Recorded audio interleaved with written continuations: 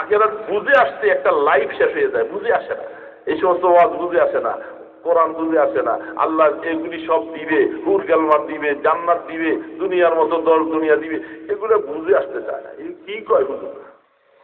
হুজুরা কি কয় বুঝে আসে না। একটা লাইফ শেষ, 10 বছর, 20 বছর, 30 বছর, 40 বছর, 50 বছর পর্যন্ত চলে, এখনো বুঝে। যখন বুঝে আইসা যাবে, আল্লাহু আকবার, হঠাৎ করে দেখা যায় জীবনে পরিবর্তন। ঠিক না? বাহ, জীবনে পরিবর্তন, নূর চলে আসে, চেহারার মধ্যে নূর আসে, সেজদার মধ্যে নূর আসে, চোখের মধ্যে নূর আসতে থাকে। আল্লাহু আকবার। আল্লাহ পাক বলে, বান্দা এবার দেখবা তোমার গাড়িটা কি মজার গাড়ি, এবার সামনে চলতে আছে, আর কোনো বাধা নাই। এই জন্য আখেরাত বুঝে আসতে খুব কষ্ট, হাসিল করা সহজ। চা খাইতেছি বৈশা বৈশা, 1 কাপ চা ঠান্ডা হইতেছে না, কোনো গরম, চাটা ঠান্ডা হইতেছে, একটু অপেক্ষা করি। বলে চুপচাপ পয়সা রয়েছে কেন? বিসমিল্লাহর সাথে 3 বার কুল আল্লাহ পড়ো। হ্যাঁ, কোরআন শরীফের 3 ভাগের 4 ভাগের 1 ভাগ পড়লে, তেলাওয়াত করলে যা সব, এতগুলি সব। একটা কথা হঠাৎ করে এটা মনে আসতে বলি, এটা আগে আমার তাহকিক ছিল না। ওই দিন দারুল জাবনদের মোহতাম শাহ হুজুর আসছিলেন, হুজুরের কথায় এই কথাটা আসার পরে খেয়াল করছি, বলে যে আমাদের দেশে একটা ভুল প্রথা। দারুল জাবনদের মোহতাম শাহ হুজুর উনি বলতেছেন, এই যে আমরা যে অনেক সময় বলি যে 3 বার কুল আল্লাহ পড়লে 1 খতম কোরআন শরীফের সব বলি না, এটা ভুল কথা। আসছে কি তাহকিক করে, এখন বড় মানুষ তো, দারুল উলুম দেওবন্দের বর্তমানে যিনি মুহতামিম, আল্লাহ এত মালুমাত দিচ্ছেন, এত ইলম, এত আল্লাহওয়ালা, তিনি বলে তাহকিক করে পরে বলতেছেন যে এই শব্দটা এটা ভুল, হাদিসের মধ্যে এটা নাই। 1/3 পোকাগুলি পড়ে গেল, 1/3 কোরআন শরীফের 3 ভাগের 1 ভাগ, সুলুস যেটাকে বলা হয়। এই সুলুস বলে 1 খতম, এই 3 বার সূরা ফাতিহা আর কি জানি সূরা ইখলাস 3 বার পড়লে, কোরআন শরীফ খতম করলে যে 3 ভাগের 1 ভাগ যা সওয়াব হয়, তার আমলনামায় অতগুলি সওয়াব আসবে, 1 খতমের সওয়াব না। এই ভুল কথাটাই আশ্চর্য হয়ে গেছে আমি। ওই মালুম আছে, যেহেতু বড় মানুষের মুখের কথা শুনছি তো, এখন এটা বলতে সাহস আছে।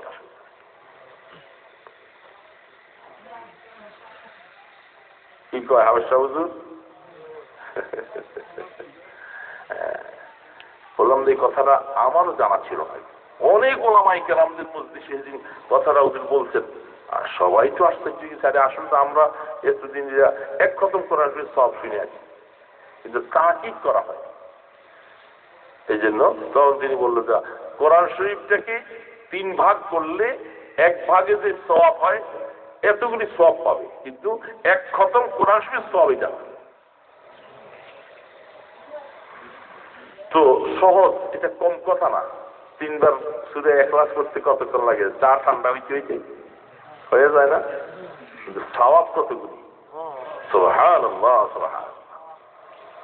যদি 10 বার পড়া যায়, তাহলে জান্নাতে একটা বিল্ডিং তৈরি হয়ে যায়। সেইখানে কোনো ইটা নাই, বালি নাই, কিচ্ছু নাই, ওস্তাগার নাই, রাজদুগালি নাই, কিছু নাই। জান্নাতে স্বয়ং সম্পূর্ণ একটা বিল্ডিং হয়ে গেছে। তাইলে সহজ না কামাই করতে? কিন্তু এই কথাটা বুঝে আইসা সূরা ইখলাসটা পড়তে যে হবে বা পড়লে যে এত সব, এটা বুঝে আসতে আসতে তো হায়াত শেষ, হায়াত শেষ। এই জন্য বাবা, আখেরাত আখেরাত কামাই করার সময়, হায়াত একটা সেকেন্ড সময়ের বহু দাম, বহু দাম।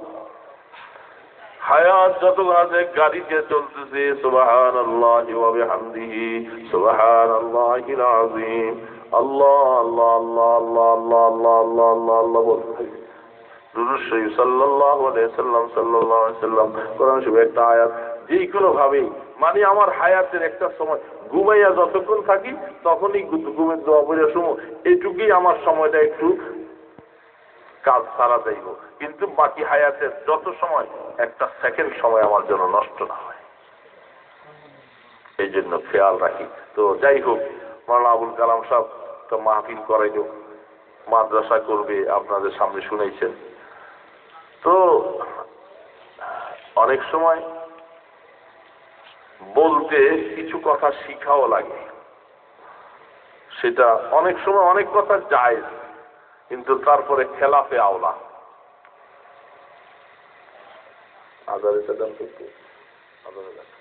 দোয়া হবে ইনশাল্লাহ। সেই কথাটা কি, এটা আমাদের সবাই জন্য বলতেছি, আমি আমার জন্য বলি, আপনাদের জন্য বলি। সেই শব্দটা হলো, অনেক জিনিস জায়েজ আছে কিন্তু আওলার খেলাফ, উত্তম না, এরকম আছে না? বহু জিনিস জায়েজ বটে। মাটি খাওয়া তো জায়েজ, মাটি খাওয়া কি তাহলে এটা হারাম না, জায়েজ, এই জন্য খাইতে পারবেন। বহুত কিছু জায়েজ আছে কিন্তু। তো আমি মাওলানা আবুল কালাম সাহেব যখন কিছু কথা বলছিলেন, ওনার মনে কিছু দুঃখ, আমি তো এই দেশের এই এলাকার হালার সম্পর্ক আমি জানি না। এখন শুনতেছি একটা মাদ্রাসা এখানে নাকি ছিল, এটা বন্ধ ছিল, এখন আরেকটা মাদ্রাসা করতে চায়, আপনাদের কাছে দোয়া চাইছেন। তো ওনার কথাটার মধ্যে একটা জিনিস আওলাবিয়তের খেলাফ, এটা ওনাকে বইলে আমরা সবাই শিখার জন্য বলতেছি। সেটা কি জানেন? উনি কথা বলতে বলতে যাইয়া বলছিলেন, ওইটা করছি, ওইটা করছি, ওইটা করছি, এই শব্দটা বলছেন না, এই শব্দটা এটা ভালো না। এই শব্দটা এমনি না বইলা, ওইটা করা হইছে, ওইটা করা হইছে, ওইটা মানুষে করছে, অমুকে করছে, অমুক করছে, আমার দিকে কোনো নেসবত নাই। আমি করছি শব্দটা ওই যে আমার দিকে চলে আসে না, এই জন্য এই শব্দটা না বললে ভালো। আল্লাহ পাক করাইছেন আপনাদের দোয়ায়, একটা এই মুখখানে একটা মাদ্রাসা হয়েছে, মুখখানে একটা মসজিদ হয়েছে, এইভাবে বলবেন। বুঝছেন নি মাওলানা আবুল কালাম সাহেব? এটা এটা আওলার খেলাফ। এটা কিন্তু আপনারা কিন্তু কেউ চিন্তাও করেন নাই, উনি বলতেছে বলতে আছেন, আপনাদের কারো জেহানি আসে নাই, আমার জেহানি কথাটা আসছে। এই জন্য আমাদের বড়রা অনেক সময় এরকম কথা হইলে আমাদেরকে রোগ ধরতেন যে এইভাবে বলবা না। এবং ওই যে দেখেন দাওয়াতের তবলিগের মেহনতের মধ্যে একটা জিনিস আছে, এই জিনিস সবসময় খেয়াল করবেন, দেখবেন আপনারা করেন, আপনারা করেন, আপনারা করেন, এই শব্দটা খুব কমই বলে ওনারা। কি বলে? আসেন ভাই আমরা সবাই করি, আমরা করি, আমরা এটা করি সবাই, ঠিক না? শুধু কেউ করেন, কেউ আপনারে করতে, আপনি করবেন না, পরের জন্য আদেশ আর নিজের জন্য না। এটা এটা বলার ওনাদের একটা সিস্টেম, মাশাআল্লাহ। এটা একটা সহি রাস্তা, তো এই রাস্তার অনেক মেহনতের পরে এটা আসছে। এই জন্য করেন শব্দ না, করি, আসেন চলে আমরা এটা করি, তাইলে সুন্দর হয়। এই জন্য সব কাজ কে করার? আল্লাহ পাক করাইতেছে। আপনাদের দোয়ার উসিলায় আল্লাহ পাক একটা কাজ করাইছে, কিন্তু আসলে এটা তো এর সাথে তো আমি লেগে আসি, এটা তো দেখতেই আছে, কিন্তু এটা না বললে সুন্দর বেশি হয়। বুঝছেন তো কথাটা? এটা ওনাকে বলার দ্বারা আমিও নিজে এটা নিজকে নিজে আমি সবক ইয়াদ করতেছি, আপনাদের জন্য এটা একটা সবক। জীবনে অনেক অনেক কাজ আমার আমার আমার আমার শব্দটা আসলে এটা ভালো না, এগুলি খেয়াল রাখবো। অনেক মানুষ আছে এগুলি তারা বুঝে না, আসলে এটা যে একটা শব্দের মধ্যে কিছু একটু সামান্য সমস্যা আছে, এই সমস্যাটাও বুঝে না। এরকম বহু মানুষ আছে, কথা বলতে অনেক সময় তাদের সঙ্গে বসিত। আর আরেকটা জিনিস আমরা খেয়াল করব, আসতেছি, দিয়া দিব কালকা, এই শব্দটা ডাইরেক্ট বলবেন না। সবসময় হলো ইনশাআল্লাহ আসতেছি, ইনশাআল্লাহ আল্লাহ পাক আনলে আগামীকাল আসবো, আল্লাহ পাক তৌফিক দিলে আগামীকাল দিব, এই শব্দটা বললে আমার আল্লাহ খুশি হয়। পারবো না ইনশাআল্লাহ? আল্লাহকে সাথে নিয়েই আমরা করতে চেষ্টা করি। আমার কি ক্ষমতা আছে আমি আসতে পারি? আমার কোনো ক্ষমতা নেই। লা তাকুলান্না লিশাইইন ইন্নী ফাইলুন যালিকা গাদা ইল্লা আন ইয়াশা আল্লাহ। আল্লাহর নবীকে পর্যন্ত আল্লাহ পাক শিখাই দিচ্ছেন যে বন্ধু আপনি আগামীকাল বলবেন এই কথাটা, কেন বললেন? ওই বন্ধ হয়ে গেছে 15 দিন। এটা আমাদেরকে শিক্ষা দিচ্ছে আল্লাহ পাকের রসুলের এই ঘটনাটা করাইয়া কিয়ামত পর্যন্ত উম্মতকে শিখিয়েছে, উম্মত নিজে করবা, নিজে দিবা, আল্লাহকে বাদ দিয়া এটা কোনদিন বলবা না। আমি আল্লাহ পাক দিলেই তো তুমি যাইবা, আমি আল্লাহ তৌফিক দিলে যাইছো। কালকে দেখো তুমি যাইবা কইছো পেট ব্যথা হয়, হ্যাঁ কালকে দিবা তৈরি হইছো, দেখা যায় তোমার নাই, হাতে টাকাই নেই। কিন্তু আল্লাহকে সাথে নিয়ে সবসময় চেষ্টা করবো, করবো তো ইনশাল্লাহ। আল্লাহ পাক মাওলানা আবুল কালাম সাহেবের কতগুলি আশা, মাদ্রাসা করবে, জায়গার ব্যবস্থা যেন আল্লাহ করে দেয়।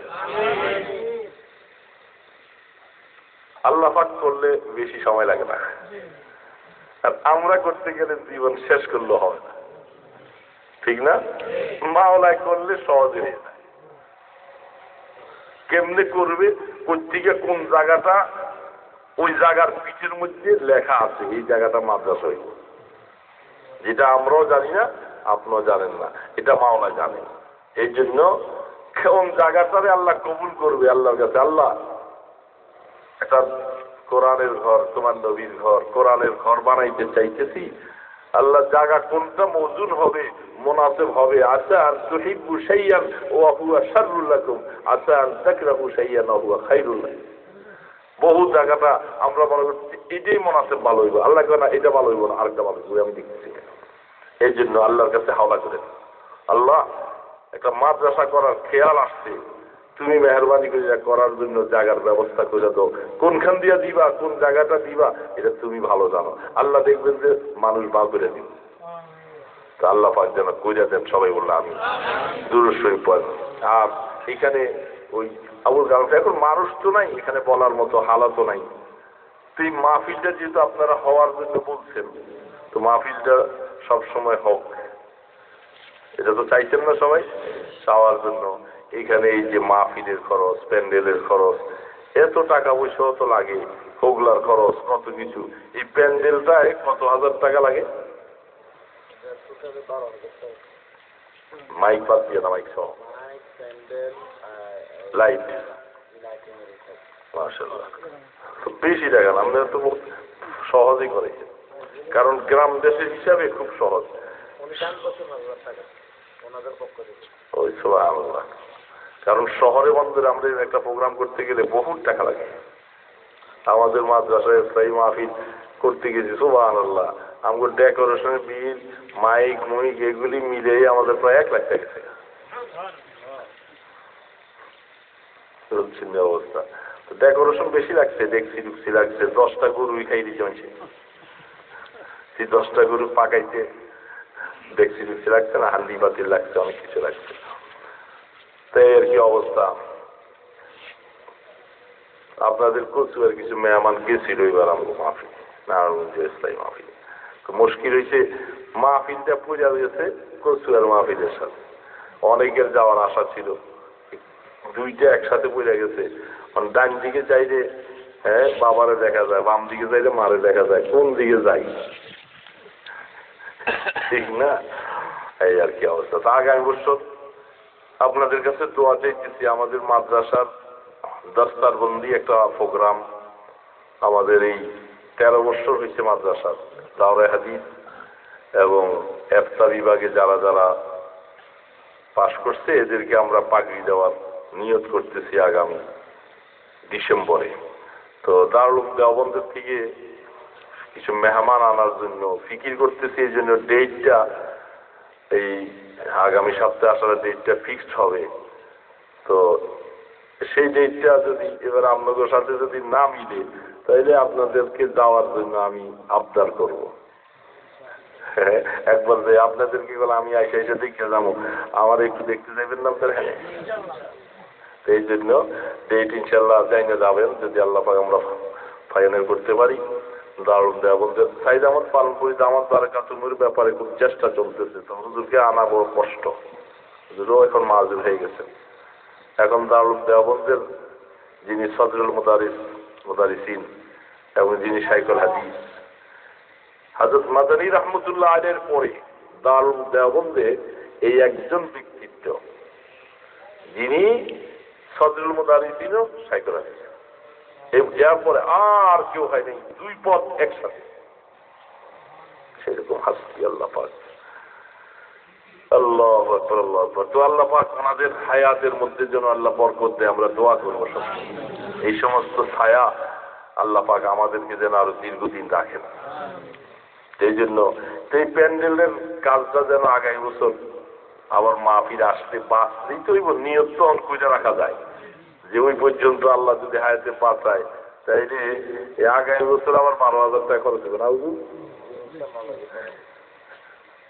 12,000 টাকা কয়জনে মিললে আগামী বছর আপনারা মাহফিলের জন্য ওই টাকাটা দিবেন? কয়জনে মিললে দিবেন? কম 12 জনে দিবেন না 6 জনে দিবেন? এটা আগামী বছর মাহফিলের সময়, এটা এখন ওয়াদা করে থাকবেন, লেখারও দরকার নাই, কিছু লাগবে না। আগামী বছর মাহফিল আসলে এই কথাটা হুজুর স্মরণ করাইছেন, হুজুর মাহফিলের মধ্যে এই 12,000 টাকা মাইক হোগলার টাকা। ওয়াসহাবিহি ওয়া বারিক ওয়া সাল্লিম। আল্লাহুম্মা সাল্লি আলা সাইয়্যিদিনা মুহাম্মাদ ওয়া আলা আলিহি ওয়া আসহাবিহি ওয়া বারিক ওয়া সাল্লিম। আস্তাগফিরুল্লাহ রাব্বি من كل ذنب واتوب إليه. أستغفر الله ربي من كل ذنب واتوب إليه. لا حول ولا قوة إلا بالله العلي العظيم. الحمد لله رب العالمين، والصلاة والسلام على أشرف الأنبياء والمرسلين. درود و سلام و بحد و ہمیشہ میرے ماں باپ ان کے حق پر فدا ہو. مولا کریم মেহরবান দয়ালু খোদা রহমান রহিম, আল্লাহ আমরা গুনাহ করে করে বরবাদ হয়ে গেছি। জীবনে বহু গুনাহ করেছি আল্লাহ, ভয় লাগে আল্লাহ, আপনাকে ডাক দিতে সাহস পাই না আল্লাহ। আপনি যদি নারাজ হয়ে যান আমরা কার কাছে যাব? আমাদেরকে আশ্রয় দেওয়ার মতো আর কেউ নাই। মাওলা, মাওলায়ে কারীম, আমাদের নিয়ে একটু মায়ার নজরে তাকাও আল্লাহ। আল্লাহ, মা বাবা চলে গেছে, দাদা দাদি চলে গেছে, অনেক বন্ধুরা চলে গেছে, এবার আমার পালা। দুনিয়া এবার আমাকে সামনে নিয়ে বসছে, কখন যেন ডাক চলে আসে। আল্লাহ, মেহরবানি করে গুনাহগুলি মাফ করাইয়া আমাদেরকে বন্ধু বানাইয়া একটু ডাক দিও আল্লাহ। শয়তানের ধোঁকায় পড়ে কত নাফরমানি করে ফেলছি, ভয় লাগে, গুনাহ দিয়া কবরে ডাক দিও না। অন্ধকার কবরে কেমনে থাকবো মাওলা? একটু সামান্য ঠান্ডা লাগে, সহ্য করতে পারি না, চাদর নাই, ঠান্ডা কষ্ট লাগে। কবরে কিছুই দিবে না মাওলা, কবরের মধ্যে তুলুন নাই, বিছনা নাই, কিছু নাই। ওই সময় কেমনে সহ্য করবো আল্লাহ? আল্লাহ, আমাদেরকে ভুলে যাইও না মাহবুব। আল্লাহ, মাফ করে দাও আল্লাহ। আল্লাহ, জাহান্নামী বানাইও না মাওলা, আগুনে ফেলে দিও না আল্লাহ। যারা তোমার অবাধ্য, যারা কাফের মুশরিক, যারা তোমাকে মানে না, তাদের জন্য তুমি জাহান্নাম বানাইছো। আল্লাহ তাদের সাথে ইমানদারকে জাহান্নামে ফেলে দিও না। আল্লাহ আমরা না তোমাকে আল্লাহ বলে ডাকছি, আল্লাহ তোমার কোরআন পড়েছি, আল্লাহ আমরা তোমার ঘর মসজিদে যাইয়া তোমাকে সেজদা করেছি। আল্লাহ আল্লাহ এই চোখ দিয়া তোমার জন্য 2 ফোঁটা চোখের পানি ফেলেছি। এই চেহারাটার মধ্যে আগুন কেমনে লাগাই দিবা মাওলা, তোমাকে একটু মায়া লাগবে না মাওলা? আমাদেরকে মাফ করে দাও আল্লাহ, জাহান্নামের মধ্যে ফেলে দিও না আল্লাহ। আল্লাহ আমাদের মা বাবাকে মাফ করে দাও, যারা কবরে চলে গেছে, এদের কত হক আমাদের উপরে। তাদের দেওয়া বাড়িঘর দরজার মধ্যে থাকি, আজকে তাদের একটু খবর নিতে পারি না, তারা কেমনে আছে, দুঃখে না সুখে জানি না। মাওলা আমাদের মা বাবাকে মাফ করে দাও, আমাদের মা বাবার কবরকে রহমতের কবর বানিয়ে দাও। আল্লাহ মা বাবা যাদের বেঁচে আছে তাদের গুনাহ মাফ করে দাও, সন্তানকে মা বাবার খেদমত করার তৌফিক দাও, মা বাবার দোয়া দিয়া দুনিয়াতে চলার তৌফিক দিও। আল্লাহ আমাদের ছেলে মেয়েগুলাকে দিনদার বানাও। আল্লাহ একটা সন্তানকে বেলাবাজি বানাইও না, লাফরমান সন্তানের বাবা আমাদেরকে বানাইও না। সন্তান যদি উল্টা হয়ে যায় দুঃখের সীমা থাকে না। আল্লাহ যাদেরকে এত কষ্ট করে লালন পালন করছি, আল্লাহ এই সন্তানগুলাকে তুমি দিনদার বানাইয়া দিও। আল্লাহ এদেরকে আমাদের চোখের ঠান্ডা বানাই দিও। আল্লাহ আল্লাহ আমাদের বংশের মধ্যে কিয়ামত পর্যন্ত তুমি দিনদারের ছাপ লাগাইয়া দিও। আল্লাহ কোনদিন কাফের মুশরিক বানাইও না, বেঈমান নাফরমান বানাইও না। ইয়া আল্লাহ এই মাহফিলকে কবুল করো, আল্লাহ আবুল কালাম সাহেবকে কবুল করো, তার ভাই আছে আল্লাহ সবাইকে কবুল করো। এই আল্লাহ এলাকার দোস্ত আবাব মুহিব্বিন সবাইকে কবুল করে নাও। আল্লাহ তোমার বান্দারা আগামী বছর মাহফিলে টাকা দিবে ওয়াদা করেছে, তাদেরকে হায়াতে বরকত দান করে দাও, দেওয়ার মতো তৌফিক দান করে দাও। আয় আল্লাহ সর্বশেষ তোমার কাছে দরখাস্ত, আয় আল্লাহ মাদ্রাসা বানাবার জন্য তোমার কত বান্দারা টাকা পয়সা দেওয়ার ওয়াদা করেছে, কোন জায়গাটা মওজুদ হবে, কোন জায়গার মধ্যে তোমার কোরআনের আওয়াজ হবে, হায় আল্লাহ ওই জায়গা তুমি নির্ধারণ করে দাও, ওই জায়গাটার ব্যবস্থা আসানির সাথে করে দাও। আল্লাহ দয়া করে মেহরবানি করে ওই জায়গার মালিকের দিলকে নরম করে দিও। আল্লাহ আপনার কোরআনের আওয়াজ হবে, এটা মেহরবানি করে কবুল করে নাও।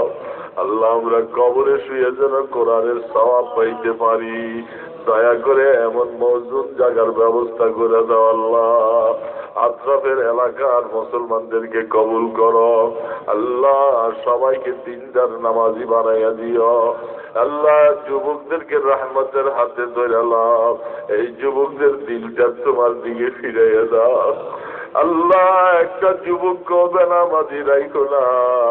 আল্লাহ এদেরকে তোমার কুদরতি পায়ে সেজদা দেওয়ার তৌফিক দিও। রাস্তায় ঘাটে কোনোদিন বেয়াজ্জতি করো না, সিগাল কুকুরের মতো মওত দিও না, অতর্কিত মওত দিও না, জানাজা হারা করে মওত দিও না। উঁচু জ্ঞানের সাথে জবানে কলেমা পড়তে পড়তে আয় আল্লাহ আপনার নূরের তাজাল্লি পাইয়া কবরে যাওয়ার ব্যবস্থা করে দিও। আপনার নাজমের উসিলায়, আপনার হাবিবের কদম মোবারকের উসিলায় আমাদের দরখাস্তগুলি কবুল করে নাও। আল্লাহ اللهم صل على سيدنا محمد النبي الأمي وآله وأصحابه أجمعين برحمتك يا أرحم الراحمين.